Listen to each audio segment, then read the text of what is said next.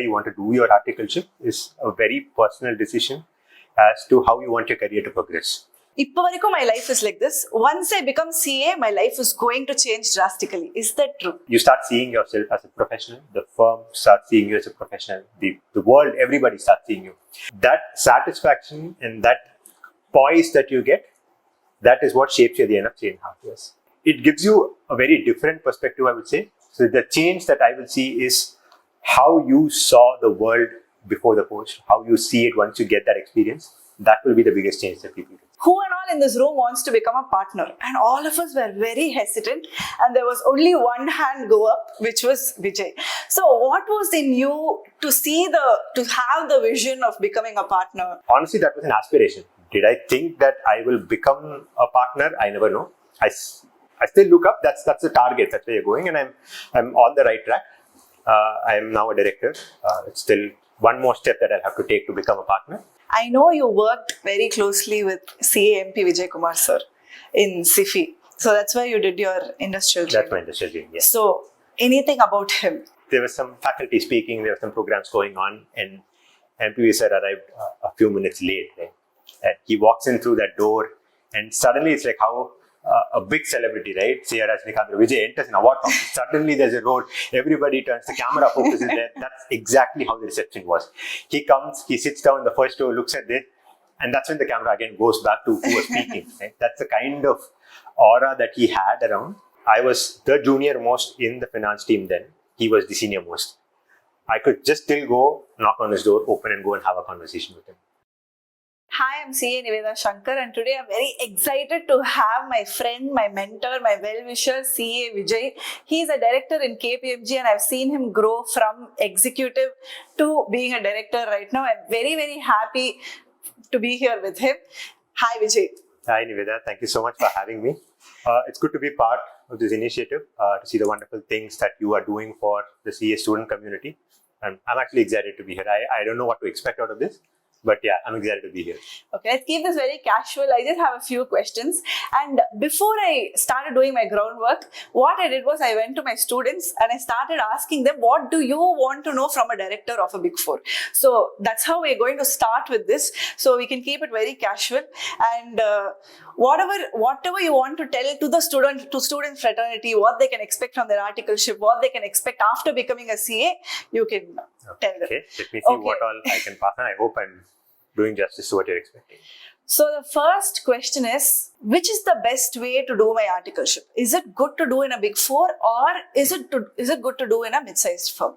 Okay, see, it's a very personal choice, I would say. And this is my personal opinion. I think the choice as to where you want to do your articleship is a very personal decision as to how you want your career to progress. There are advantages and disadvantages of wherever you do your articleship. It could be a mid-sized firm. They have their specialities, their capabilities that they leverage on. Big 4 has its own skills. So to make it very simple, right? If say 5 years down the line, do I want to be a practicing chartered accountant? Then you may ideally want to start off doing articleship in a mid-sized firm where you kind of do a lot of activities, you learn the skills of the trade on the ground, you grow up the ranks, and then you'll be able to run a practice. But if you want to be in an industry and I want to run business as such, then probably you may want to do articleship in a Big 4 audit. That gives you a larger perspective. The scale of operations are higher. You get a very macro view of the entire business operations of companies. A lot of students today also want specialization, right? The way somebody wants to be a management consultant, somebody wants to be a tax consultant. So if that is where you want to be, then it's definitely a Big 4 that somebody can take, because that gives you that specialization to learn about one particular field in depth. So I think it's a very personal choice, but depending on where you want to be once you finish your course and how do you see yourself, that should be the driving factor. Everything has its pluses, its minuses. It's a choice that you make. True. So say, for example, a student is very interested in tax and he wants to become a tax consultant and he joins a Big 4 as a tax consultant doing his articleship there. But once he qualifies, say his interest changes, then what happens then? Should he have to start from scratch or will he still have the leverage of a Big 4? Definitely there will be a leverage of a Big 4 because again, this is what I have seen, and it's pretty much similar across all the firms that we do that. The avenues that these firms provide to the students are plenty. Yes, there is a specialization, but they do have a lot of avenues to learn from what they're doing from their clients, for what they're doing for other service lines. The platform is provided by all the big fours. So the more that the students are able to digest during that 3.5 years, that is what will shape them once they finish the course. So 3.5 years into tax, and if say after 3.5 years their interest changes, they want to do something else. Do they have to start from the scratch? No. But yes, they did have a specialization. So probably they may not be able to leverage on that, right? You've done 3.5 years of tax and then you're starting with audit. Right? You may not have had audit experience. Yes, you will still know what happens in an audit. You would have seen, because as tax, we support audit as well, right? But the leverage is lost a bit. But you don't have to necessarily start from the scratch, because the skills, the soft skills, how you become as a person, as a professional, that platform is set. True. And you don't start from the scratch. Very true. And also, is there a differentiation between direct tax and indirect tax itself, or is it one and the same? There is, right? I think the USP of every Big Four is that you have the subject matter experts for every aspect.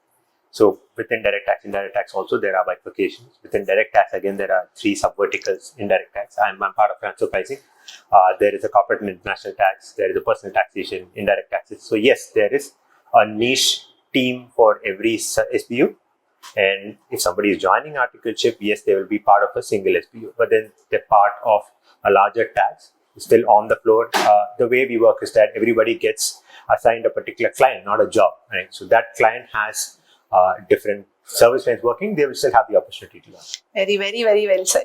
Even for me, I had this when I joined my articleship. I was in transfer pricing, but once I became a CA, I wanted to venture into different opportunities. And I think KPMG gave me a good base for that, and I was able to venture into different opportunities as well. So my second question is, people always think, "Ippavariko my life is like this. Once I become CA, my life is going to change drastically." Is that true? Drastically in terms of what? In terms of money, in terms of the way I live my life, in terms of my lifestyle, will that change? Personally, I feel the course itself brings a sea change in you, right? All of us come out of school, we finish CPT, PCC, or inter, whatever, we start the course. The 3.5 years of internship or the articleship that we do actually shapes up as a person. Whether we do it in a mid-sized firm, whether we do it in a Big Four, doesn't matter, right? 3.5 years of work experience, the different perspectives, the different people that we meet, the different kind of people we work with, we work under, right? All that shapes us as a person. So at the end of 3 years, is there a sea change? Definitely yes. Right? And you start seeing yourself as a professional. The firm starts seeing you as a professional. The world, everybody starts seeing you. I'll tell you the simplest change, right? When I finished school, I had a different curriculum in CPT, PCC, right? So I joined articleship right after school. And I went into a company, and then I've never done that before. You walk in, and then like say, who are you here to meet? Who are you? Says, I'm part of the audit team. And the way they see is very different. Yeah. That satisfaction and that poise that you get, that is what shapes you at the end of 3.5 years. And once you finish the course, depending on what career you want to pursue, I think we need to make the effort to mold ourselves in a particular way. So it doesn't change you as an individual. It gives you a perspective, what you want to become. Monetarily, I think the industry is more evened out now, right? Everybody has their own industry benchmarks. There is a minimum expectation of every candidate that comes up, and the world has significantly changed. The trade-off between money and experience to what it was 15 years back, 12 years back is very different from how it is now. So monetarily, I think it's more a level playing field now, right? And the way I would see money is still a few lakhs this way, that way, from when you start to probably 10 years down the line when you're saying, okay, I'm a professional now, right? I was a freshly qualified professional. Now I'm an experienced professional. That evens out over a period of time. You may start a couple of lakhs, lesser, higher, doesn't matter. But at the end of a period of time, it kind of levels out. So money, yes, it gives a definite platform. I mean, the curriculum itself is that you really don't spend a lot when you study this course. You actually, Correct. It gives you the platform to earn right from day one. True. once you start. So it gives you a very different perspective, I would say. So the change that I will see is how you saw the world before the post, how you see it once you get that experience, that will be the biggest change that people get. So my next question is going to be about the interview process to get into the Big Four. So when I worked at the Big Four, it was around 6-7 years ago. I didn't find it very difficult. But now the talks is that to get into the Big Four itself, you need somebody, you need to know somebody, or the interview process is going to be very difficult. So how many rounds should the student go through for articleship? Okay, this is something that I'm talking based on my experience. I'm not talking on behalf of the firm here. So it's just a general I know that you take interviews as well. I do take a lot of interviews. Yeah, so I'm giving you my perspective, right? This is Vijay's perspective, not the firm. Done. I don't agree that you really need references to get into the firm, right? It's a very open interview process. You will find a lot of LinkedIn posts that there are vacancies. For any Big Four for that matter, there are vacancies. These are the departments. These are the locations for which we are hiring. So the process as such is very open. There will be fields that email IDs will be given for you to connect. So it's very transparent. The only advantage that you have if you know somebody is that you have an option to follow. Right? It's as simple as that. Somebody places, then tomorrow you can just pick up your phone and ask, I did an interview. What's the outcome? Right? That's the only advantage that you have. Okay. You're right. I've done a lot of interviews and on an average, I think a candidate will generally have 2 rounds. 2 rounds. 2 rounds. Okay. I'm talking from a tax perspective. Okay. Again, audit or advisory will have different rounds. Right? Some fields have a GD. If you're starting articles, then the process is slightly different. You have an aptitude test. You'll have a GD. Then you'll have another round of interviews. So the process is slightly streamlined there. But if you're a qualified chartered accountant, you generally have about two rounds. 3 at best, that's the worst of the situation. Okay. You generally have an initial manager or a director round. Then there's a director or a partner, depending on who takes the first round. 2 rounds that you clear. Okay. So 2 rounds for after qualifying? On an average. 3 rounds for articles. Articles, that's because you have an aptitude test. Okay. And what is the difference between industrial training and articleship? You have done industrial training as well.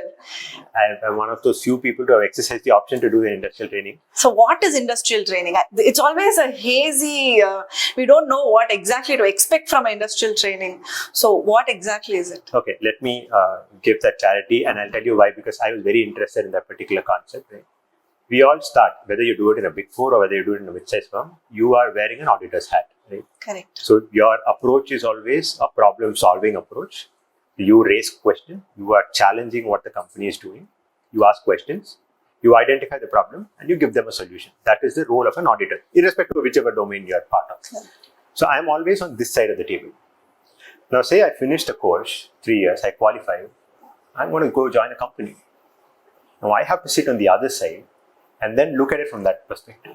So the industrial training is, I think it's 1 year now, right? Okay. 1 year experience that you can gain by working in a company. It's more like an internship. Let's put it very simple. I think that's a concept that everybody understands. It's internship. So your entire 3 years of articleship is split as 2 and 1. 2 years as an auditor, 1 year in the industry. And you learn the nuances. Your work will be what they will do if you are sitting in that desk. Understood. So it gives you a different perspective. It gives you the other side of the table. You get the experience of working on both sides. Then you decide, okay, where do I want to go? So would you recommend industrial training to the students who are coming up right now? There is no yes or no. I think it's a very personal choice. It's a very personal choice. So I remember this incident which happened. It was my first week of articleship and we were all in one big conference room. And that's one of the first times I'm meeting my other team members. And there was this question asked by the partner who asked us, who and all in this room wants to become a partner? And all of us were very hesitant. And there was only one hand go up, which was Vijay. So what was in you to have the vision of becoming a partner, to see the future like that? Not many of us, even if we wanted to become, we didn't have the guts to raise our hands. So how did that happen at that age for you? Okay, so it's what you see when you join. So I joined the firm back in 2012 and when I was a fresher, I was looking, it was a very busy time when I joined. Like so much hustle, people walking this way, that way. And then a partner comes, he walks in and everybody goes like, oh, okay, he's here. Then suddenly they just get into that mode like they're walking. The kind of respect that they command, right? And that actually was the first spark for me to say, okay, this person commands a lot of respect. It's not the fear. I'm not talking about people being afraid of partners, but it's a very honest respect that they command. I think that was the start to say that, okay, you are seen as the it's a hierarchy, right? Industry or a Big 4, it's a hierarchy. You start here. For you to reach there, you earn a lot of respect on the way and a lot of experience on the way. I think that was the first part. Honestly, that was an aspiration. Did I think that I will become a partner? I never know. I still look up. That's the target. That's where you're going, and I'm on the right track. I am now a director. It's still one more step that I'll have to take to become a partner. But it's been a journey. There's a lot of work that you put into it as well. But I think everybody should have that. Not just a partner. If you're in a Big 4, if you're in industry, you join at, say, a manager or assistant manager, whatever level, then you want to probably become the head of the department, or that's where you aspire to, right? True. You put a target and then you work towards it. That's natural. That in my firm, it's a partner, but wherever it is, everybody I would advise all the students have a goal. For all of us, it's a job. We're doing it for whatever reasons that we have. But if you do not have a goal, then you won't have the motivation every day morning to get up and go to the job. Right. Right? That target, if you have, that is everybody's motivation to be where you are. So what is the real goal? Is it to become a partner, or is there something above becoming a partner also? So the hierarchy is basically exec, senior exec, AM, manager, director, and partner. Is there anything above partner that we can become, that we can aspire to become at least? There is. So it's nothing like a designation. All of us are partners here, right? But you have different roles that you take. You get larger responsibilities. You start managing a cluster of locations. You take additional responsibility for a function. You start managing, say, different domains, like say L&D format, right? Most all Big 4s will actually have L&D programs that they run. So then there's a partner who's also responsible for L&D. There's a partner. L&D is learning and development. Yeah, learning and development. There's a partner who's responsible to say for the entire service line. There is a head for corporate tax. There's a head for indirect tax. Or for all of India, the head of there's the head of corporate indirect tax. tax. Okay. And then in a location, there is a head of tax. Like this person heads tax for this particular location. Okay. So you do have role definitions that change, but in terms of the designation it's still a partner. It's still a partner. Okay. Unless you are very mature and you reach 58, 59, and you're on the brink of retirement, then you become advisors. Right? Okay. You look at it from a different perspective, but yeah, all of us are partners. Okay. What one acumen you need when you're a fresher to become a partner? That one thing. In a Big 4, I think the biggest trait that everybody will have to have is motivation, self-motivation, because the work, irrespective of whatever work you do, it puts you through a lot of grind, right? There'll be tougher times, there'll be happier times, there'll be stressful times. But you need to have the motivation to go and do it, right? You may do your job. The world will put you in tougher situations, right? You may get promoted a year, you may not get promoted a year. Somebody else may, you may not. But you still need to respect what you're doing. And when you reach the next level, you will sit back and see the satisfaction that you've gained doing that. So if I'm here and I'm finishing almost 12 years with the firm now. So 12 years, have there been ups? Yes. Have there been downs? Yes, that have also been there. But you respect what you're doing. And if you are able to motivate yourself to come and do this job every single day, it's a natural progress because you have the motivation, you are going to learn. You will want to excel, which means you are putting your best. You put your best, the organization is obviously going to respect that back. You will be rewarded. It's just a ladder. You go this way, and then you reach the top. So I think one attribute is be motivated because in the downs comes when it challenges is saying, am I ready to push myself? It's easier to say, okay, this is not for me, right? Let me look at something else. If it's a personal choice that you're making, fine. There's no right or wrong. You can't say that person quit. But if you really want to aspire to reach the top, you need to be motivated. Okay, so this is something personal. I want to know about your mental health. So there's always stress in a Big 4. There's stress everywhere. But in a Big 4, there is a lot of stress. How do you manage it? How do you take care of your mental health? Is there a work-life balance? Okay, things are very different from how it was then to how things are now. And honestly, it's a perception that there is a lot of stress in Big 4. I think every job has its own stress, but the perception is because of the fact that as a consulting firm, as a professional firm, we are handling multiple clients, right? Multiple deadlines come at the same time. We have 5 clients coming to us at the same time, and everybody has to be given the same amount of respect. We cannot treat one client differently from another. So the deadlines are stringent. There's more pressure to do. That's where the whole perception of saying there's a lot of pressure in a Big 4 that comes. 2 aspects to it as to how we want to deal it. One is what the firms do to keep people well in terms of the mental well-being. And what do you personally do? Work-life balance does exist. It's also a choice. And nowadays, there are a lot of initiatives that the firm does, right?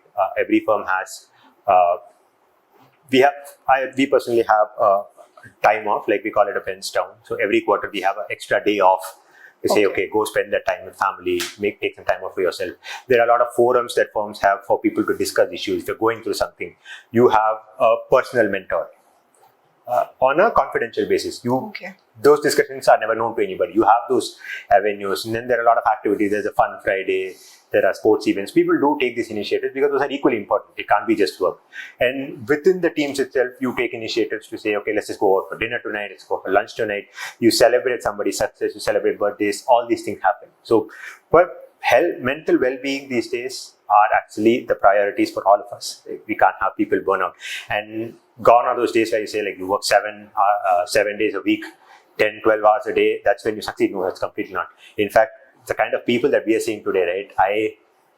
I'm a millennial, if I put it that way. You see the Gen Z, you see, and today I go and see the team below, right? Most of them were 2000, 2001 born. And the kind of approach they have to work is very different from what I had. Right? And they are very clear, like, I work 5 days. You have a busy season for 2 months a year, fine. I give you that those 2 months, I'm going to stretch.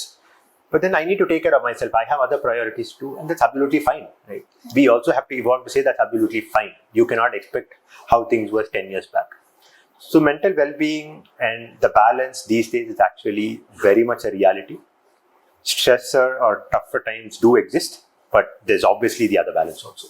I feel that's why KPMG is also very close to my heart, because it's always work while you work and play while you play and party while you party. So and if I can get a little personal, I think you would personally declare there's a lot of actually fun that we have. Yeah. There's a lot of fun. We've managed to have fun throughout the work also. So that's why KPMG is always close to my heart. So last question. I know you worked very closely with CA Vijai Kumar sir in SIFI. So that's why you did your industrial training. That's my industrial training, yes. So anything about him? I'm sure all the students will want to know. I've spoken a lot about him in my classes. Karthik sir also has spoken a lot about him in his classes. He's like a mentor to most of us, all of us. Yeah. So anything about him? I think it's one of my most dearest experiences that I share, right? So during my study days, I have not gone for any classes, right? Certain reasons. It was more of self-study. I had my family members, I had my sister who was a chartered accountant. So I had some resources to train me at some point of time. So I never had the chance to go for classes. But I did too at that time hear MPV sir's name. And there's one particular incident that I very fondly remember. And we used to have this annual students conference in ICI. Yeah. And still happens. Still happens. Okay, good. So we were attending that. I was a student then attending that. And there was some faculty speaking, there were some programs going on, and MPV sir arrived a few minutes late. Right? And he walks in through that door, and suddenly it's like how a big celebrity, right? CA Vijai enters an award function. Suddenly there's a roar, everybody turns, the camera focuses there. That's exactly how the reception was. He comes, he sits down in the first row, looks at this, and that's when the camera again goes back to who was speaking. Right? That's the kind of aura that he had around, and I really cherish working because that 1 year was my only chance to work with him, right? Okay. Again, I came to a Big4. He continued with SIFI, and he had a very different profile. But I do have fond interactions with him. He was the best when it came to teaching you stuff. Again, because he was the CFO, I was an industry trainee. You don't get a lot of face time at office. You do have little hierarchies that you respect. But he was always accessible, right? I was the junior most in the finance team then. He was the senior most. I could just still go, knock on his door, open and go and have a conversation with him. That's how accessible he was. He will never be like, oh, did you get an appointment? Okay, I'm busy, come back later. No. If he's doing something, he'll still put the laptop away and say, okay, tell me what you want. I think that's the approach that worked with the students also. I've heard a lot of stories that he gives personal attention to people. You have questions, go and ask him, very approachable. Yeah. He still does that. I met him a few times after that. He successfully contested the ICI elections a couple of times, right? So he used to come to our office to campaign something. Yeah. And there is no difference in his approach. He'd still walk in, just put an arm around your shoulder. And I really did that. He spoke, and very casual. You don't even have like, oh, it has to be formal. Very personal, right? Put an arm around, he walked around, he said, okay, help me with this. Spread the message along. Very simple. So I think the simplicity that he still carries, sometimes very easy, right? You get so much respect and you tend to start getting to your head. I think he never let that happen. Correct. And the approachability, I think those two things that will stick on to me. I wish we could cross roads sometime soon too. It's been quite some time that I spoke to him honestly, but yeah, it's been wonderful experience. Thank you so much, Vijay. It was a pleasure talking to you, and especially to be talking about your personal life, about your work life, and to see you grow from an exec to a director, to be with you all these years, and to have mentored me for all these years. I should be blessed. Thank you so much. Thank you so much for having me. I think you spoke about the journey from an executive to that. It's actually a very fulfilling journey. I think for everybody, if I do have a message, is cherish what you're doing, right? And look at it with satisfaction. You need to celebrate those successes. There's a lot of people that I've spoken about you to, right? If you look at your journey, it's very different. You did CA, then you took a break to try entrepreneurship ventures. You again came back to consulting. Now we're doing a different, say you're into teaching. Right? True. The course actually gives you that confidence to do different things. You can explore. But at the end, if you're appreciating whatever you're doing, I think that gives you the best satisfaction. So thank you so much for having me. Thank you so much.